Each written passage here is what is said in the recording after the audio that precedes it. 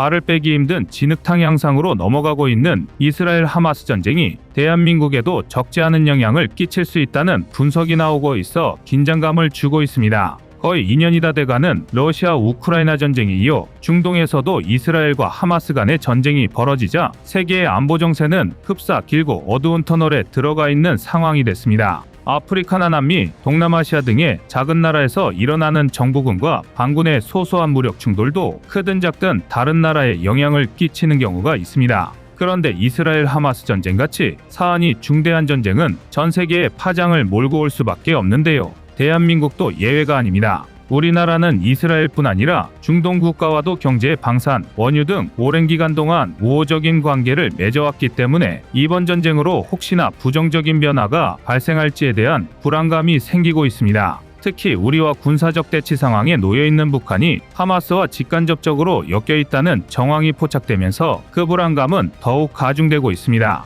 또한 일각에서는 하마스가 북한의 전술을 받아들여 기습적으로 이스라엘을 타격했는데 그 원조격인 북한이 한국을 같은 방법으로 공격한다면 마땅한 대응책이 있는지에 대한 지적도 나오고 있습니다. 한국과 이스라엘은 꽤 오래전부터 돈독한 관계를 유지해왔습니다. 언뜻 생각해보면 동북아시아의 한국과 중동의 이스라엘은 별다른 접점이 없는 것처럼 보입니다. 하지만 두 나라는 강력하고 적대적인 국가에 둘러싸여 있다는 지리적 공통점과 더불어 별다른 자원 보유 없이 인적 자원과 기술을 바탕으로 우뚝 일어섰다는 공통점도 가지고 있습니다. 이런 유사점은 오랜 시간 동안 다양한 산업 분야에서 양국가 간의 협력으로 이어져 왔으며 현재도 변함없이 파트너십을 유지하고 있는 중입니다. 이번 이스라엘 하마스 전쟁에서도 한국의 각계각층에서는 인도적인 측면에서 이스라엘 지지 의사를 표명하기도 했습니다. 지난 10월 17일 서울에서 이스라엘 지지 집회가 열렸는데요. 이날 집회에는 일반 시민들뿐만 아니라 아키바 토르 주한 이스라엘 대사와 조이 사쿠라이 주한 미 대사관 공관 차석도 참석했습니다. 또한 한국에 체류 중인 다수의 이스라엘인들도 모여들었습니다. 방학 기간 동안 한국을 여행 중이던 17세의 고등학생 샤케드 바람은 이스라엘에서 많은 사람들이 희생됐다는 뉴스를 보고 안타까웠지만 한국인들이 전해주는 위로와 연대를 확인하고 가슴이 벅차오른다는 반응을 보였습니다. 이날 집회에서 한국인들과 이스라엘인들은 서로 포옹을 하며 위로와 격려를 하는 등 양국 시민들 사이의 유대감을 확인할 수 있습니다. 이스라엘 하마스 전쟁의 원인이 무엇이든 간에 무고한 사람들이 목숨을 잃은 것에 대한 안타까움과 평화를 희망하는 집회였다고 봐도 될 것 같은데요. 아키바 토르 주한 이스라엘 대사 역시 이번 전쟁이 끝나면 한국과 이스라엘 간의 협력 관계를 더욱 공고히 하자는 발언을 하기도 했습니다. 방위산업 부분에서도 한국과 이스라엘의 끈끈한 우호적 관계는 눈여겨볼 만한데요. 주거니 받거니 하는 식으로 두 나라는 무기 수출과 수입이 아주 활발합니다. 여기서 놀라운 사실은 과거 1960년대에 한국이 이스라엘에 대량의 전차를 수출한 적도 있다는 것입니다. 제3차 중동전쟁을 눈앞에 둔 이스라엘은 아랍연합이 마크 1 아처, SU-100 등을 사들인다는 정보를 입수했고 이에 따라 기갑 전력 보강에 나섰습니다. 문제는 당시 이스라엘의 국제적 영향력이 형편없었다는 것입니다. 한 대의 전차도 아쉬운 이스라엘은 제1차, 제2차 중동전쟁에서 활약한 셔먼을 개조해서 화력을 극대화하려 했지만 당시 셔먼은 이미 20여 년 전에 생산이 중단된 구형기종이었습니다. 더군다나 미국을 포함한 대부분의 동맹국이 산유국으로서 국제경제에 막대한 영향력을 행사하던 아랍 국가들의 눈치를 보느라 이스라엘을 외면했습니다. 이런 상황에서 대한민국이 유일하게 M4 셔먼 400대를 수출했던 건데요. 대한민국이라는 우회로가 생긴 덕분에 미국도 보다 자유롭게 이스라엘을 우회 지원할 수 있었고 이스라엘은 아랍연합군을 효과적으로 격파하며 전쟁을 승리로 이끌 수 있었습니다. 당시 프랑스 AMX-13 경전차의 75mm, 105mm 주포와 M4 셔먼의 차체를 결합하여 탄생한 M50, 151 슈퍼 셔먼은 이후 제4차 중동전쟁까지 이스라엘군의 주요 기갑 전력으로 혁혁한 전공을 세우기도 했습니다.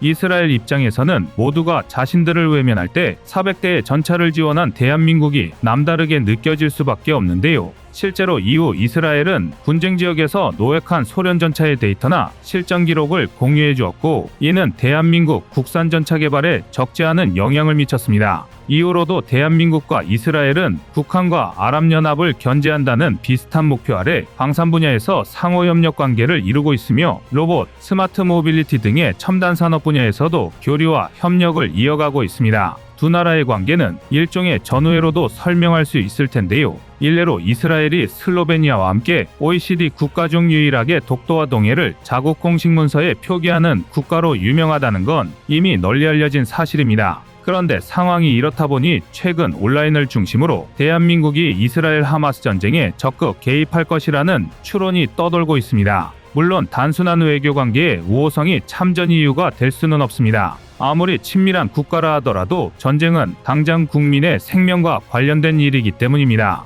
그러나 대한민국의 이스라엘 하마스 전쟁 개입보다 더 큰 문제는 하마스가 이스라엘을 공격할 때 활용했던 전술들이 상당 부분 북한에서 도입됐다는 것입니다. 최근에는 이스라엘이 압수한 하마스의 무기에서 북한제 무기 파편이 발견돼 논란이 일기도 했는데요. 군사 전문가들은 가자지구 인근에서 발견된 북한제 F7 로켓이 이란을 통해 유입되었을 것으로 추정하고 있습니다. 우리 군의 관계자에 의하면 F7은 북한이 RPG-7을 수출할 때 사용하는 명칭이라고 하는데요. 북한에서 생산한 122mm 방사포탄도 이스라엘 국경 인근에서 발견되고 있다고 합니다. 그러니까 북한이 하마스를 비롯한 중동의 무장 세력들에게 무기를 공급했다는 정황들이 실체적인 진실로 드러나고 있는 것입니다. 또한 북한은 기습적인 공격 전술도 하마스에 전수해준 것으로 분석되고 있습니다. 아닌 게 아니라 하마스가 지난 7일 이스라엘을 공격했을 때 사용한 전술을 보면 휴일 새벽에 사전 예고 없이 기습적으로 공격을 가했으며 로켓을 다량으로 발사하여 방공망을 무력화시켰습니다.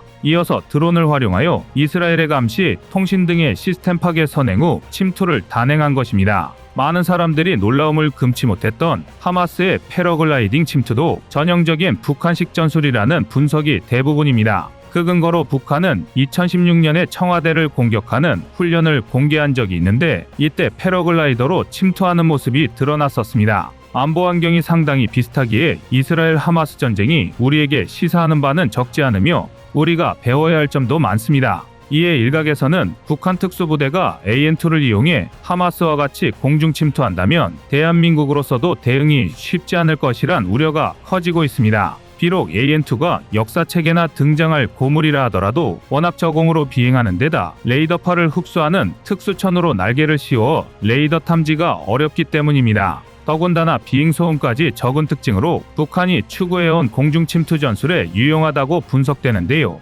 일각에서는 만약 북한이 AN2를 이용한 공중침투를 단행한다면 한국은 이스라엘보다 더 큰 위험에 직면할 거라고 주장하고 있습니다. 어떤 의미에서는 구형 AN2기가 스텔스기보다 위협적일 수 있다는 것입니다. 물론 이는 기우에 가깝습니다. 이스라엘과 달리 대한민국은 비무장지대라는 완충구역을 확보하고 있습니다. 가자지구는 6m에 달하는 거대 콘크리트 장벽으로 둘러싸여 있습니다. 이에 창살 없는 감옥, 세계 최대의 개방형 감옥 등으로 불리고 있는데요. 높은 장벽에 둘러싸여 있지만 정작 비행이나 차량 통행이 금지된 완충구역을 갖추고 있지 못합니다. 반면 대한민국은 비무장지대를 두고 있으며 군사분 개선을 기준으로 남북 20km까지는 비행금지 구역이 설정돼 있습니다. 따라서 만약 항공기가 접근한다면 이를 미리 인지할 수 있으며 그에 대한 경보 및 대응 여력도 충분합니다. 더욱이 북한의 AN2가 특수도료를 칠한 천으로 날개를 감쌌다 하더라도 주요 동체는 금속으로 이루어져 있습니다.